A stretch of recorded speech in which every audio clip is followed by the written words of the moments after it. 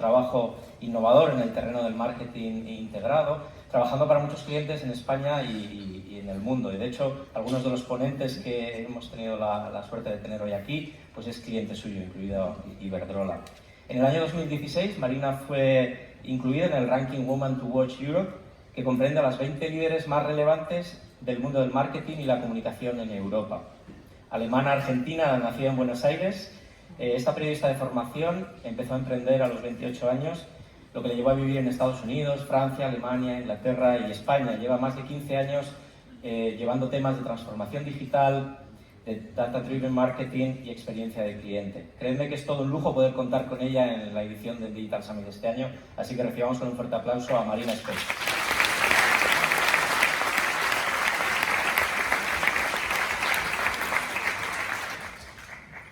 Buenas tardes, good afternoon. I'm going to do this in English. It's a great pleasure to be here today, and the first thing I want to do is congratulate Iberdrola for the level of this digital summit. Believe me, I go to a lot of digital summits done by companies, and this is a fantastic event. So congratulations, and you guys are very lucky to work in this company. What I want to talk about today is not Star Wars, unfortunately, but it's similar in the sense that I'm a digital practitioner, by the way, of 20 years. In the last 5 years, maybe my keynotes were often about my keynotes are always about what we experience in the day-to-day, and they were about how the digital native companies, the cloud-based companies, basically are disrupting industry after industry, company after company, business model after business model, and eating the lunch, basically, of a lot of the traditional companies. But today, I want to talk about a trend that we are experiencing particularly in the last year or 18 months, I would say, and it is the opposite. We are beginning to see a lot of large companies, traditional companies, that are really now getting their act together in terms of deeply embracing digital business transformation, accelerating these processes, being serious about it, and even starting to disrupt the disruptors. And that's what I want to talk to you about today. Granted, a lot of the companies that were traditional companies only 30 years ago are not even on the charts anymore, right?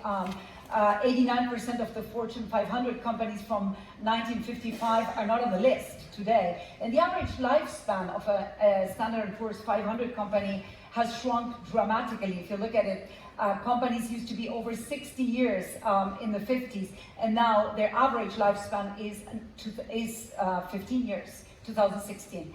And you know what? I think this is only the beginning. I think we're going to see more of this.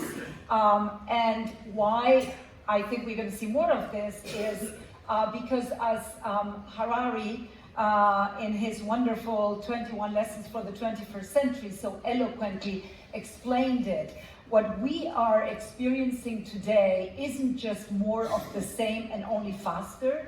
What we are experiencing today really is the confluence of two massive revolutions, the biotech and the infotech revolution. And when these two revolutions converge, as they are beginning to converge, basically what we can see is that they will produce algorithms, data algorithms, that are able to understand our emotions even better than we can understand them. And that eventually means that power and authority will probably go over to computers. Just to be able to grasp that, what that means for us as a society, as citizens, and let alone figure what that means for companies, what does that mean for experiences, for creating products, services, what is going to be relevant in an age where computers are better able to understand and predict our emotions than we are as humans.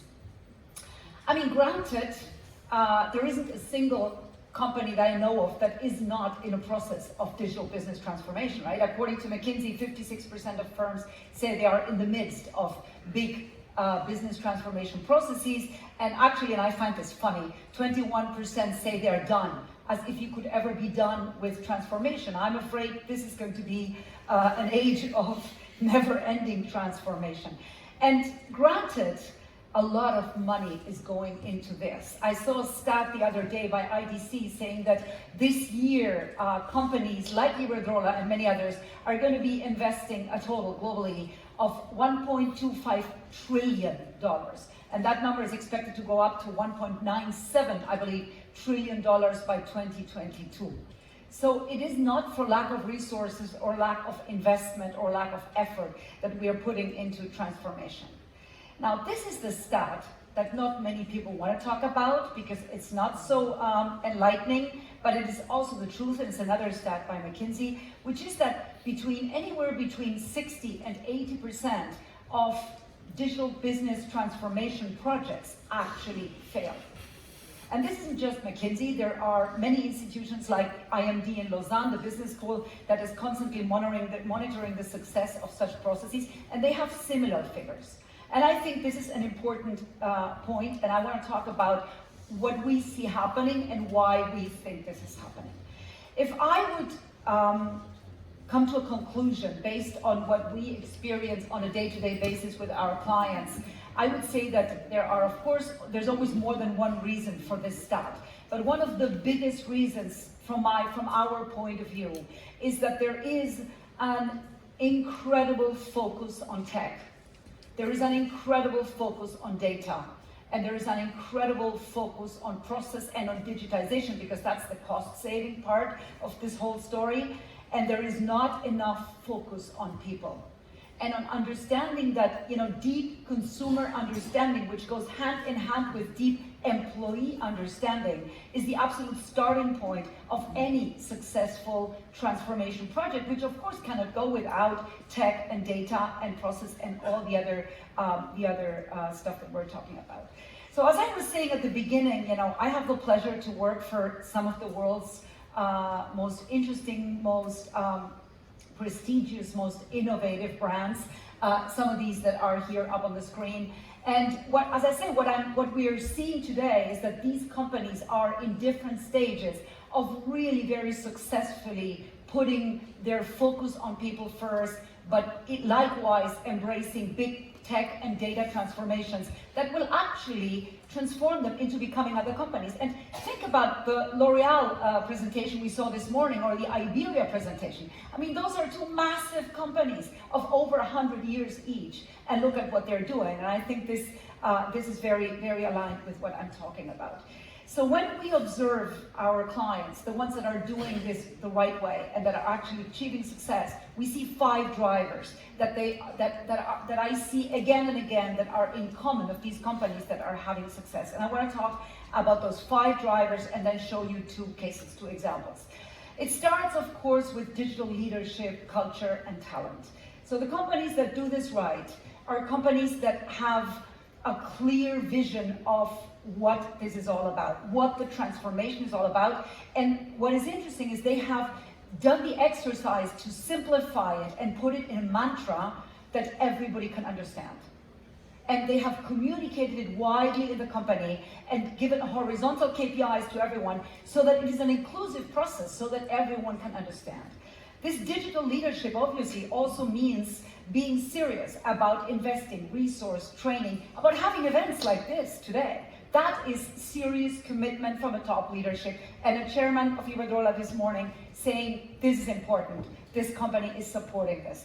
But at the same time, it is about creating the environment to attract this cutting-edge talent that you need in order to accomplish and execute your business transformation project. And that's another thing that I would say all my clients have in common. There is a great shortage of talent. It is really difficult to attract talent and the right talent, and to especially have that talent stay with you. Because you know what? My experience is this talent, whether it's the data scientists, whether it's the experienced guys, whether it's tech guys. I mean, this talent is very impatient, and they want to move on very fast in their careers, millennials mostly, and they want to really see progress. So unless you create an environment where they can see progress, they're just not going to stay. And this is very important.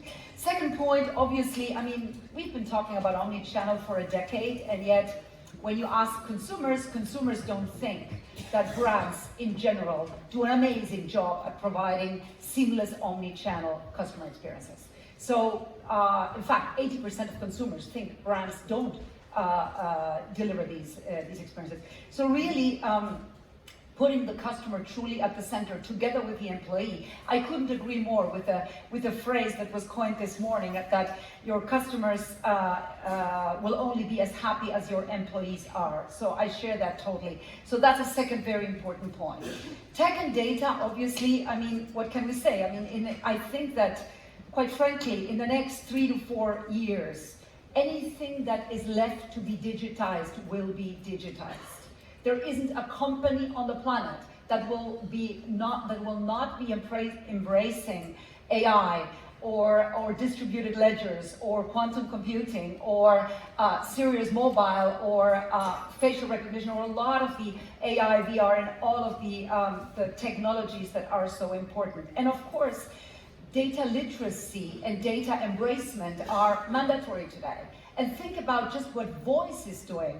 I happen to believe the same as one colleague here, one speaker said earlier, we believe the same, that voice is going to dramatically change marketing forever.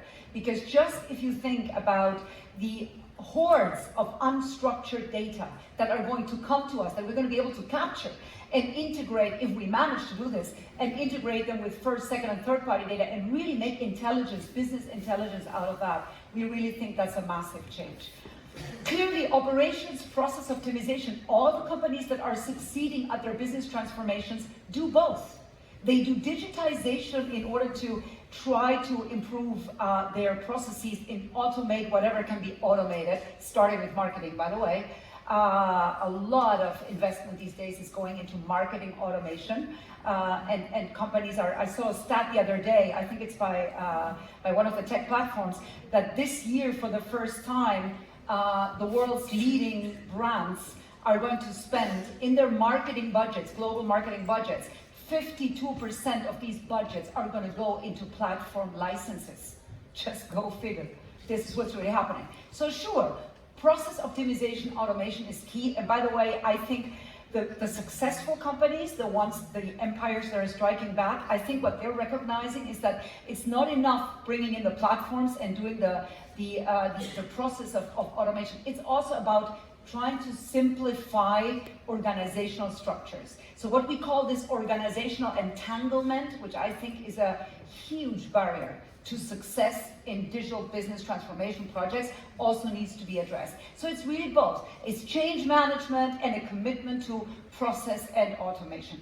And finally, at the same time and in parallel, the companies that are succeeding at this game are reinventing their business models, and they're ready to accept that they will be continuing to reinvent their business models every year or every 3 years over the next endless amount of years. So this is an important part. So let's see 2 examples I want to share with you today. Whenever we start with a project, with a business transformation project, we say that what very important thing is to ask the right question. If you don't ask the right question at the beginning, how can you possibly get the right answer?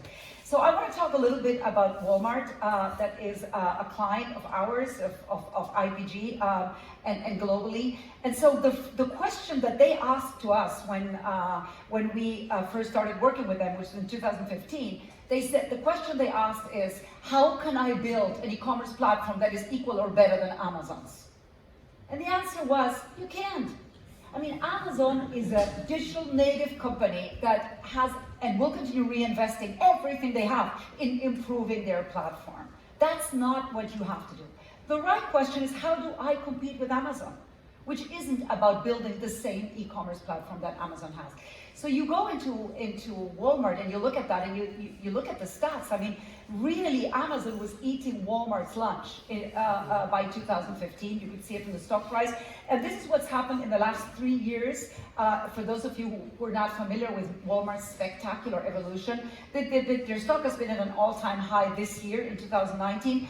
And the company is completely in the midst, in the throes of this fantastic transformation.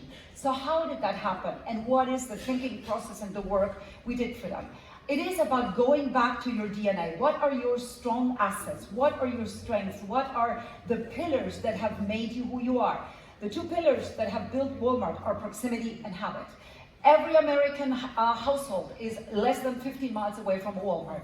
Proximity, habit. $1 out of $4 in groceries spent in the US are spent in Walmart. What is the big barrier? Time. Why is it a big barrier? Because the system, Walmart, the experience, is a time and energy consuming experience. And in today's world, where price and assortment are just table stakes, convenience is the absolute driver of the shopper economy. Just think about the hundreds of billions of dollars and euros and pounds that have gone into building convenience-led companies, whether it's Uber, or whether it's Instacart in groceries, or whether it's TaskRabbit, which by the way is now part of our client, IKEA. So families' needs have changed. People today value time as much as they value money, and therefore the Walmart experience was clashing with that. And in the process, Walmart was losing trust. So what we said is, Walmart has always been, this is their purpose, this is their mantra, about saving people money so they can live better. So we said, well, what about using time-enhancing technologies to try to help people make the best or the most of their time, not only of their money. Let's look at the video. Every day, busy families have more to do, more to keep up with, and more to keep track of. Our family, the Walmart family, gets it. So we keep working, we keep thinking, we keep pushing to make things a little bit simpler, faster, and more convenient every day, online, in stores, or even at curbside. We're making sure shopping online is quick, smart, and simple to use. We're also making sure getting what you need quickly doesn't require a membership fee. We're working on technology that remembers you and lets you add to your list with just your voice. If something's ever not quite right, we're working on a way to make returns so easy, you won't even have to go to the store. Millions of busy families visit our stores every week. We're working to make those visits a little bit better each time they come by. Need to run in for a quick stop? We're testing Scan and Go. Grab what you need, check out with your phone, and you're good to go. Simple. For a stop at pharmacy and money services, get started online, check in with your phone, and skip the wait with express lanes, which we're rolling out now. Every trip is now easier, quicker, and more personal with Walmart Pay. Open, scan, done. With innovations we're testing like Endless Aisle, we'll give everyone access to unexpected products at unbelievable prices, bringing busy families more of the newest and coolest products right at their fingertips. We're also making it easier to get things done while you're on the go. Order online and pick up curbside without a line, without a wait, and without even getting out of the car. Our Walmart family is dedicated to making every family's life a little easier so they can spend their time on the things that really matter. The future of retail starts now with you. Walmart, the world's largest retailer, is making a major play against rival Amazon. This could be a major shift in the future of retail. Walmart challenging Amazon, offering free 2-day shipping.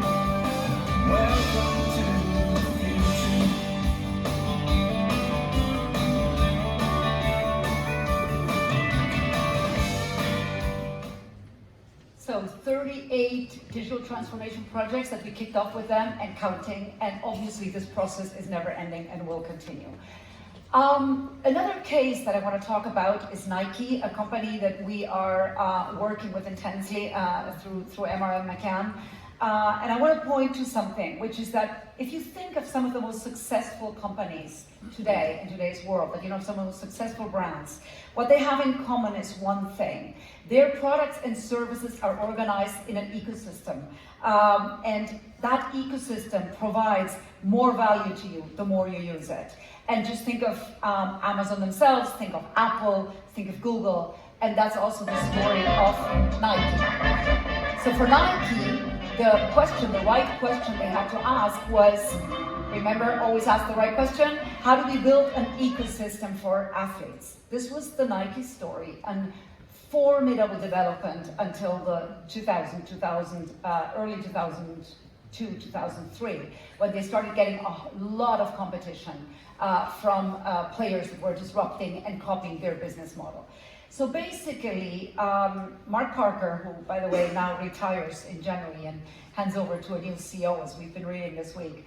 Mark Parker, CEO of Nike, had this, together with his leadership team, made this very big bet to transform Nike into a direct-to-consumer company. And think, this was over 10 years ago. This was 13 years ago. And he had this idea to transform, as I said, Nike from an apparel maker to a company that operates a platform that is about well-being and about sports and about helping you to be this better athlete. And this project is called Nike On Demand, this ecosystem. But this ecosystem, like all ecosystems, was built over time. So it started when they partnered with Apple, put the chip in the shoe.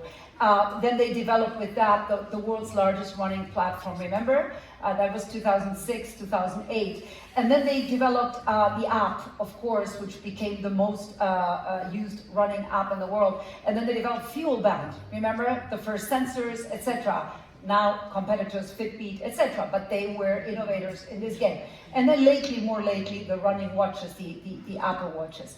So that has resulted in a company that used to have to put millions and millions into advertising to attract conversation and to build brand value, into a company that now has 100 million members.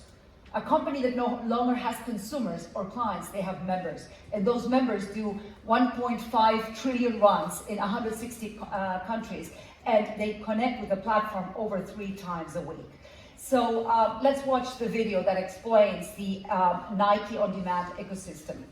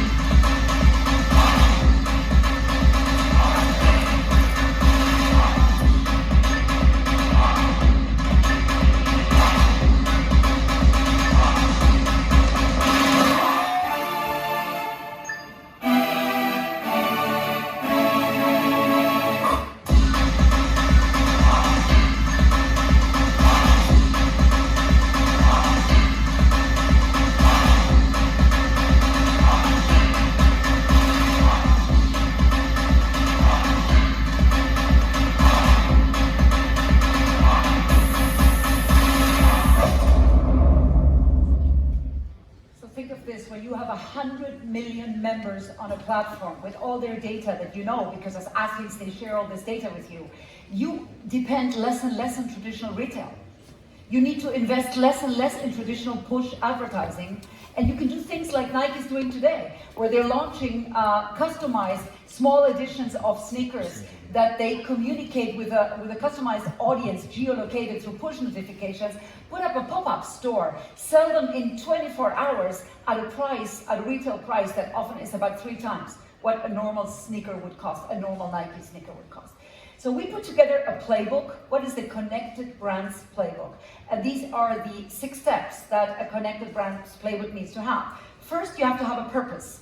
In the case of Nike, it's an active purpose, but everyone has a purpose. Secondly, you connect everything together. You connect all the products and services into the ecosystem.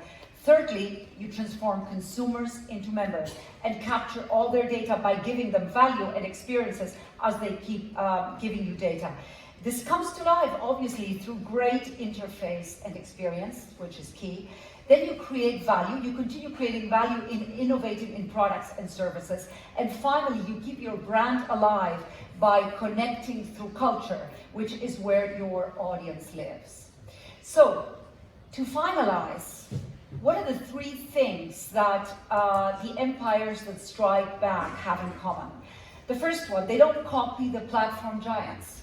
What they do is they reflect on their own DNA, on their own strengths.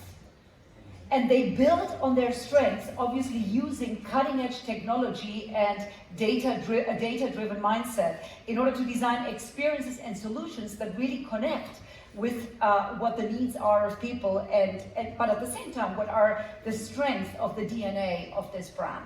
And this is the way to become, when the experience becomes the product, as we heard so many times today in so many presentations, but in a sustainable way, because it has to be aligned to who you are as a brand in order to be sustainable. And this is, I think, what we're seeing in common from them. Secondly, the winners don't try to boil the ocean. They go one project after the other. They set clear objectives.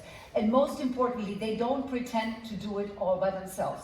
What I'm seeing is that the winning companies in this game are getting better and better at collaborating, at partnering. Whether it's startups, like we just saw, the startups working with Iberdrola, or whether it's the platform giants or the unicorns, the tech companies, the data companies, it is a world of co-creation and collaboration.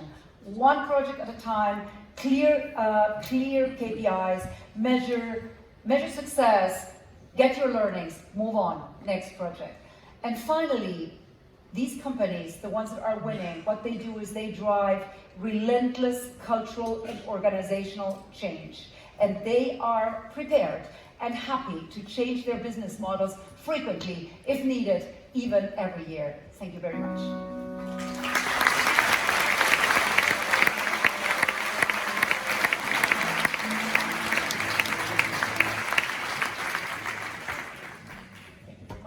Time for questions? I think So, so. over there. Okay.